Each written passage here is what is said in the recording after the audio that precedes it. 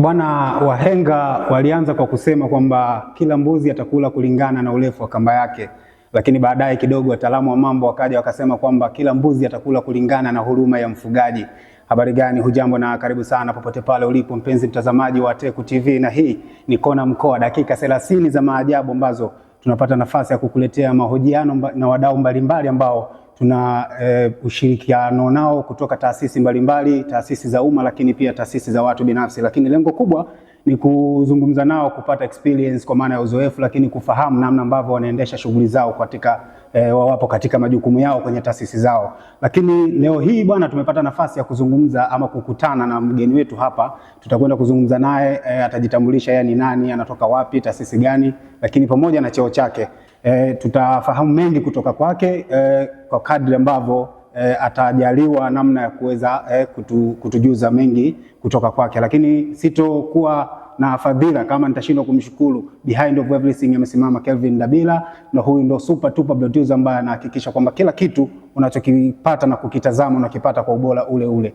Lengo, tuko hapa kwa ajili ya kukujuza, lakini kupata experience kubwa sana kutoka kwa wadau mbalimbali ambao tupo hapa kwa ajili ya kukuletea mazungumzo mbalimbali. Tupo na mgeni wetu hapa Mheshimiwa, habari ya majukumu? Salama za kazi? Safi kabisa. Asante. Labda kwa faida ya mtazamaji ambaye anakutazama kwa mara ya kwanza, unaitwa nani na unatoka wapi na cheo chako pengine, ili akufahamu na ajue ni nani anayezungumza? Asante. Kwa majina naitwa Noel Mbugi, ni mwalimu katika tasnia ya habari Chuo Kikuu cha Teofilo Kisanji. Lakini kwa cheo changu ni mkuu wa idara ya kozi za habari na mawasiliano Chuo Kikuu cha Teku. Okay, wewe ni wajina wangu kabisa bwana. Mimi naitwa Noeli na wewe, kwa hiyo tumekutana wakina Noeli. Bwana, wewe ni mkuu wa idara. Sasa tunapenda kufahamu mambo mengi sana kutoka kwako. Pengine sasa wewe kama mkuu wa idara na chuo kwa ujumla, huwa mna mikakati gani ya kuhakikisha kwamba mnaifikia jamii? Kwa sababu tunafahamu taasisi yenu ili iende inahitaji uwepo wa wanafunzi. Nyinyi mna mikakati gani ya kuhakikisha mnaifikia jamii ili kupata wanafunzi? Shukrani sana. Kuifikia jamii kwa maana ya wanafunzi wote kwa ujumla ama idara ya habari tu?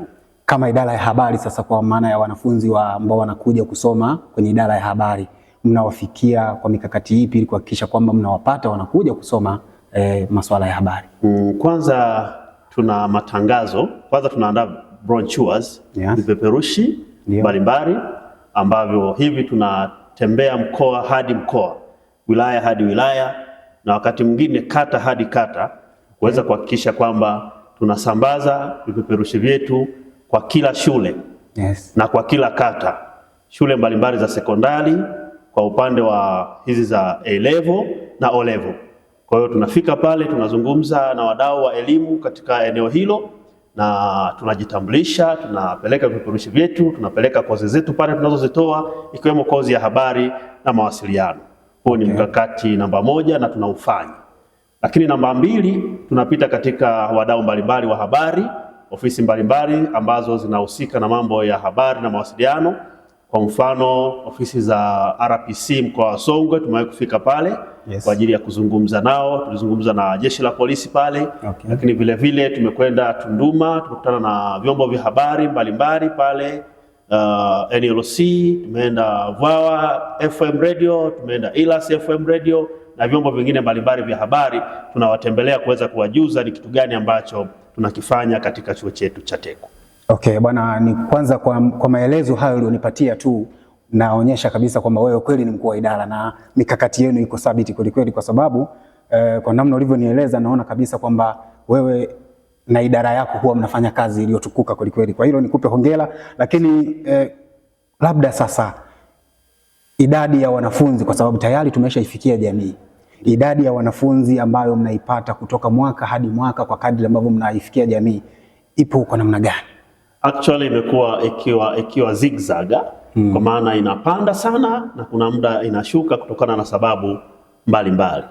Kwa mfano mwaka jana installment ilikuwa kubwa sana mwaka jana, kwa maana kwamba mwaka wa masomo 2024-2025 wanafunzi walikuwa wengi sana. Lakini mwaka huu kutokana na mchakato wa uchaguzi jinsi ulivyoenda na ile kashikashi tuliopitia pale wakati wa uchaguzi, tunasema application ilikuwa kubwa, number of application ilikuwa kubwa, waliokuwa wanaomba walikuwa ni wengi, lakini waliojisajili wamepungua kidogo kwa mwaka wa masomo 2025 na 26, lakini mambo si mabaya. Pengine sasa kama idara nadhani mtakuwa mmebaini changamoto iko wapi na mnaweza sasa kuifanyia kazi. Actually changamoto tumeshajua. Changamoto kubwa ni watu walikuwa na hofu ya kuweza kuanza kusoma kwa sababu hata hivyo tulichelewa sana kuanza masomo. Sasa kwa namna ambavyo ipo tunafahamu taasisi hii kwa maana ya Chuo Kikuu TECU kama ulivyozungumza kipo katikati ya jamii. Sasa uwepo wa taasisi hii ya chuo kwa maana ya Chuo Kikuu chenyewe TECU hapa kilipo kimezungukwa na jamii kwa ujumla. Sasa unadhani kwa namna ambavyo wewe ni mkuu wa idara lakini si idara tu upo ni mhusika wa taasisi hii, pengine unadhani kuna namna yoyote jamii inanufaika na uwepo wa taasisi hii? Actually kunufaika kwa jamii ni kukubwa kwa sababu kwanza kuna wadau ambao wako maeneo haya karibu. Actually wanakuja kusoma mahali hapa, kwa hiyo wanapata elimu kutoka kwenye chuo hiki cha TECU. Kama idara pia kuna watu wengi na wanafunzi wengi tu ambao wanapata masomo katika tasnia hii ya habari, wanapata hii taaluma. Lakini pia kuna baadhi ya vyombo vya habari vilivyoko hapa mkoani Mbeya na mkoa wa jirani. Tumeona wakija hapa kusoma masomo mbalimbali, maafisa habari kutoka kwenye taasisi mbalimbali za kiserikali na ambazo sio za kiserikali wamekuja wakipata taaluma zao hapa na wakipokea vyeti vyao kwa ushindi kabisa. Nakushukuru sana, maelezo yako ni matamu, yani najikuta na wewe kukuuliza maswali mengi. Utanisamehe kama maswali ni mengi, lakini natamani kufahamu kwa maelezo yako jinsi ulivyozungumza namna ambavyo jamii inanufaika na uwepo wa taasisi hii kwa maana ya hiki chuo cha TECU. Unadhani pengine natamani kufahamu kuna uhusiano wenu na jamii uko vipi? Nyinyi kama taasisi na jamii kwa ujumla. Actually swala la uhusiano na taasisi si msemaji, lakini tukizungumzia taasisi kwa ujumla uhusiano ni mzuri sana na jamii yenyewe. Kwa sababu hatujaona negative yani mtazamo ambao ni hasi. Tumeona mtazamo ambao ni chanya. Ukiona idadi ya wanafunzi wanaongezeka kutoka mwaka hadi mwaka, basi jua mambo yako ni mazuri. Actually ni sahihi. Na ukiona kuna wanafunzi unawazalisha ama kuna product unaizalisha inatoka kwenye jamii na unaona watu wanaajiriwa, watu wanapata kazi, basi jua kwamba unafanya vizuri. Kwa hiyo sisi tunajivunia. Bwana, kwa hilo ni kupongeze sana. Kwa namna ambavyo nazungumza, kusema kweli mtazamaji, inadhihirisha na inathibitisha kabisa kwamba huyu ni mkuu wa idara. Sio bwana? Sasa mheshimiwa, kila palipo na mafanikio tunaona kila hatua mafanikio, unajua ni hatua. Sasa kama ulivyozungumza kwamba kuna zigzag kwenye kupata wanafunzi kwa maana ya namba ya wanafunzi, kuna wakati inakuwa kubwa, wakati mwingine ndogo kulingana na changamoto ama sababu mbalimbali. Pengine sasa unadhani ni nje na changamoto hizo ambazo zinasababisha labda pengine wanafunzi kutokuwepo kwa namba kubwa ama kufika, pengine unadhani ni changamoto zipi ambazo mnakutana nazo nyinyi kama taasisi? Wewe kama mkuu wa idara kwenye idara yako ya habari, pengine unadhani ni changamoto gani ambazo mnakumbana nazo kwenye shughuli zenu za kila siku? Pengine kwa maana tunazungumza hivi tayari umeshawapata wanafunzi, upo nao, ni changamoto gani ambazo wewe mnakumbana nazo na mnazihendo kwa namna gani? Okay, labda niende kwenye changamoto moja kwa moja. Palipo na mafanikio actually hapakosi changamoto. Changamoto lazima ziwepo. Changamoto ni ufinyu wa vifaa. Vifaa havijitoshelezi, sio kwamba havipo, vipo lakini havijitoshelezi vile inavyotakiwa. Namna ya kuweza kutatua hizo changamoto tumekuwa tukiandikia, kwa sababu kuna utaratibu wake katika ofisi. Kwa hivyo tumekuwa tukiandikia maandiko au tuseme tunaandikia fedha kwa ajili ya kuomba fedha kwa ajili ya kununulia hivyo vifaa. Kwa hiyo kwa namna moja au nyingine naweza nikasema changamoto zipo, lakini kuna namna ambavyo tumezitatua kwa asilimia kubwa. Sasa nashukuru sana kwa sababu ya maelezo yako ni mazuri sana kwa kweli, nafurahi na ninaridhika na na uhakika hata mtazamaji wetu anafurahi kutazama kipindi chetu bora kabisa cha Kona ya Mkoa, ambazo ni dakika 30 za maajabu. Tunaleta mahojiano mbalimbali kama haya ambapo mtazamaji na imani kabisa anapata madini ambayo yametukuka kabisa. Sasa pengine kwa kumalizia, una lipi la kuzungumza na pengine unawiwa kusema kipi aidha kwa jamii, lakini pia hata kwa wanafunzi ambao wanatamani kujiunga na chuo cha TECU, lakini baadhi ya changamoto zinakuwa ni kikwazo kwa wao kufika, na pengine wewe kama mkuu wa idara ungetamani kuwa na wanafunzi wengi sana kwenye idara yako. Sasa unadhani pengine kwa kumalizia, labda una kipi cha kuzungumza na watazamaji wetu?